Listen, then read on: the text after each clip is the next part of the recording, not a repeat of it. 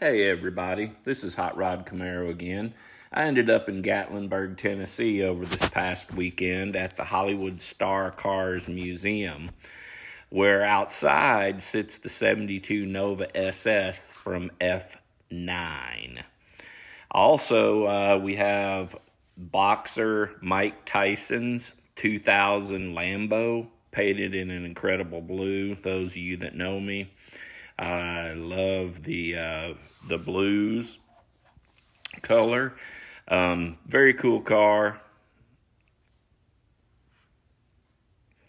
Up next, we have another Fast and Furious car, but from the Hobbs and Shaw show. This 63 Falcon is really cool. I enjoyed getting to see it in real life. It's equipped with an actual Roush blower, and probably was one of my favorite cars to look at. Interior's done up nice. Just a really nice car.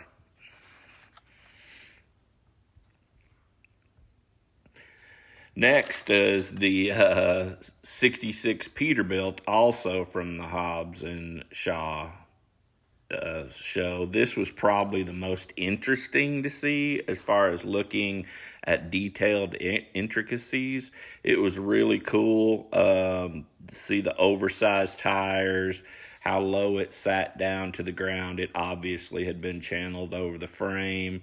The gigantic turbos on it.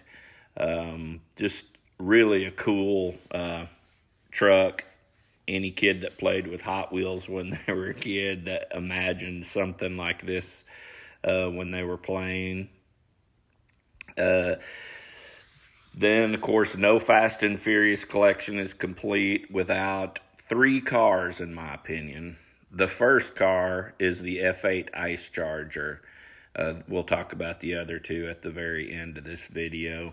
But the Ice Charger is just so cool with its flared fender wells and its aircraft-looking windows and all the equipment in where would have been the trunk.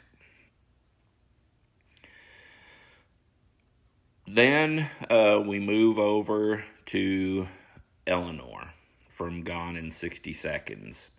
I'm not a fan, and it's not because it's a Ford, but this car truly has to be the most replicated car on the planet. It's in every car show. It's all over Instagram. It's a beautiful car, and I hate to dog on it like that, but it's way overdone. Now back to the Fast and Furious. The Skyline GTR. It's a super cool car. Major part of Fast and Furious, but it's just not my style. Those of you that know me, that even though it's blue, the Furious 7 GTR is same. Very cool car, but just not my style. But what is my style is this next car.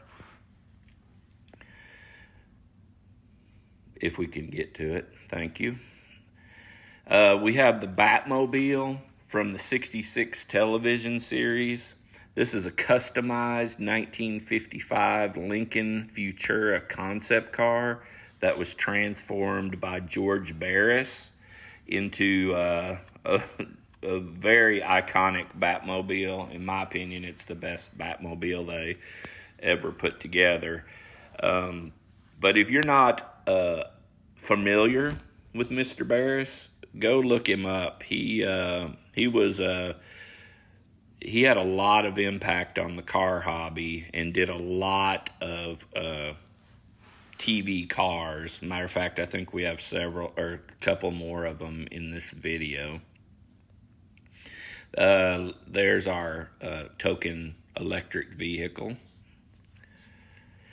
And then, of course, the 69 Charger, and I put 69 in quotations if you could see, from the Dukes of Hazzard. The number of cars destroyed in this TV show, I think we're over 300, and this is one of the 17 that survived. Pretty sad. This was a cool presentation of the Christine car as you climbed the stairs to the second floor, but only to find out it was the front clip. That was kind of disappointing. The Munsters TV show featured this coffin-like car named Dragula in 1965. It, too, was designed by George Barris, who also built another Munsters car called the Munsters Coach for this TV series. Look up the Munsters if you're not aware. There was an episode where they drag raced these cars. It was pretty cool. This Porsche 550 Spyder was in the 1997 movie James Dean Race with Destiny. I never heard of the movie, and I've never seen this car until I went to this museum, so I guess that's something I need to look into. Looks like a pretty good movie. Next, we have two vehicles from Transformers. This 67 VW being from the 2007 Transformers movie, which really is probably my favorite Transformers movie because Bumblebee was a VW in the cartoon-based Transformers series I watched as a kid. In the 2018 Transformers Bumblebee movie, though, Bumblebee scans as a Jeep to hide just before scanning to the VW we just saw. Catch those movies if you haven't. They are not the typical Transformer movies that we all love. Now, probably the most recognizable star car other than the General Lee, the Smokey and the Bandit 1977 Trans Am. This car had a lot of influence on my interest in cars as a 10-year-old kid. I have Hot Wheels of it, and I just love it. Speaking of most recognizable, though, how about the least recognizable, unless you're over 50 years old? This is an Oldsmobile Model 46 from the 1993 Beverly Hillbillies movie. Another vehicle from the 60s is this Ford police car from the TV series The Andy Griffith Show. Don Knotts signed this one on the glove box. Pretty cool.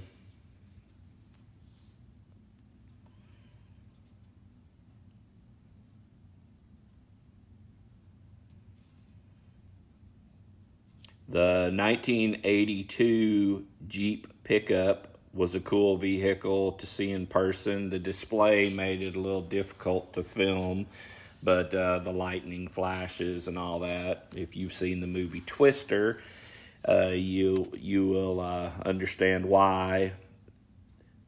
And I think that was called Dorothy, if I remember right, the equipment in the back. I may be wrong about that. But very cool. Then back to the 60s for the MASH TV series. This Jeep was also in the movie The Dirty Dozen, for those of you that may remember that. Ghostbusters in 1984 brought us this 59 Cadillac ambulance conversion named Ecto-1, completely equipped to disable any apparition you might encounter. It was very cool to see that. I've never seen that in real life either. Then we move on to the always cool 81 DeLorean time machine from Back to the Future.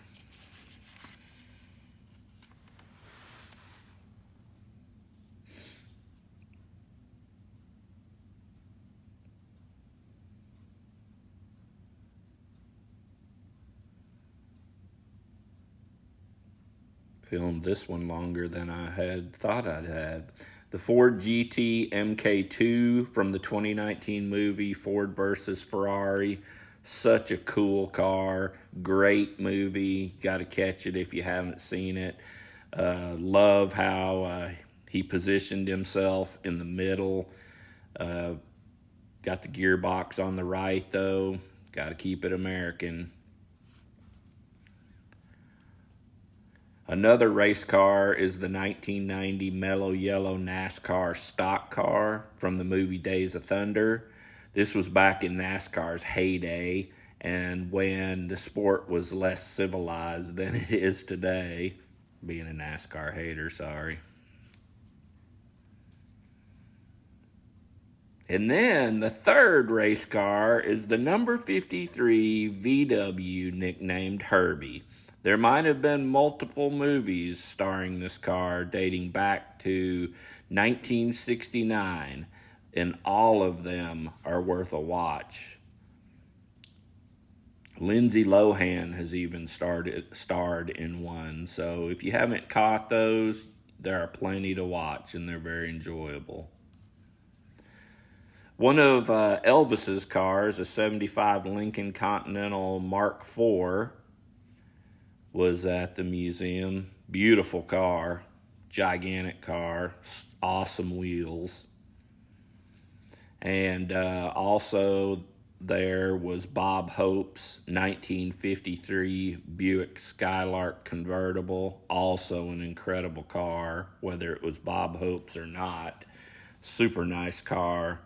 Both of those cars were very cool cars in their respective time periods.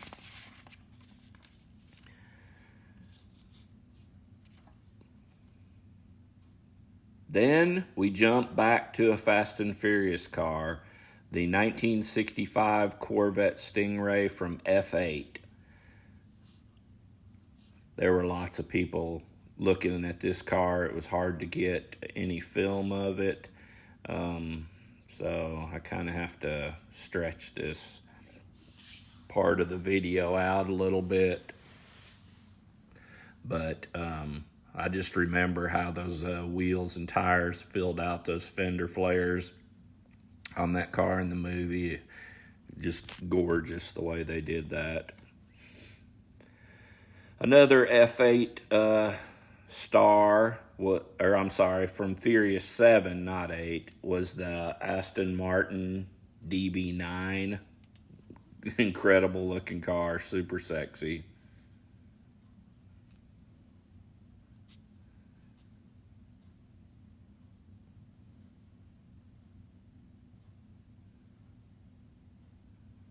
Then the F8 2015 Subaru BRZ.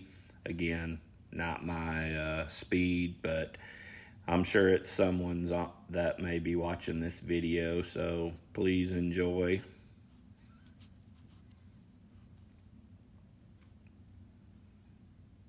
Then the F8 2005 Bentley GT is super sexy, just like the Aston Martin.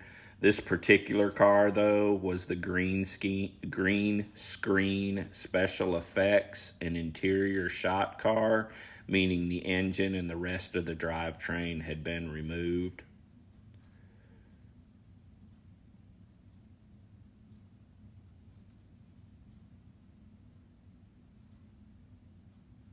Beautiful car, though.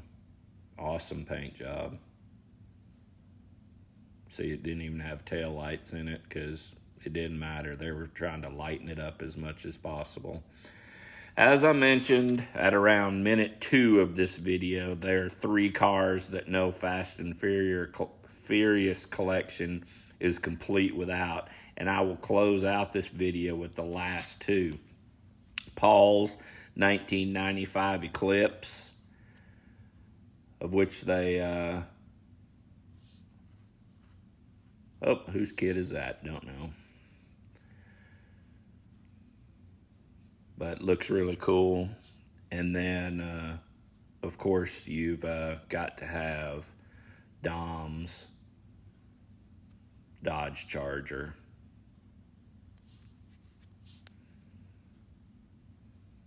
Had a little homage to Paul Walker in the back. Which, I mean... that's the end of the video, and I guess Cue the music. It's been a long day without you, my friend. See y'all. Thanks.